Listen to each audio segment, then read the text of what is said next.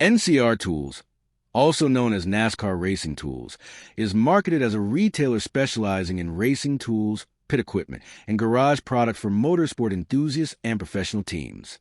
The selection looks impressive, but the real question is, should you buy before watching this?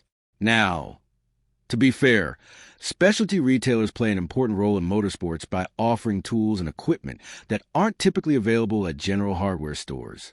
What it does well: wide range of racing equipment. The store offers tools, pit gear, shop equipment, and accessories designed for motorsports applications.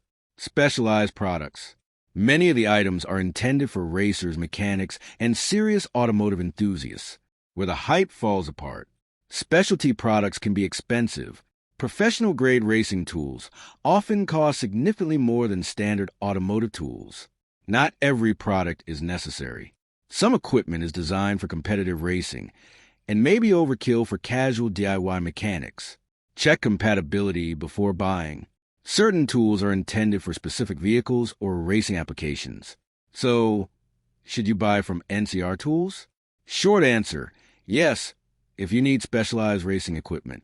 If you're looking for motorsport-specific tools and understand exactly what you're buying, it can be a worthwhile retailer.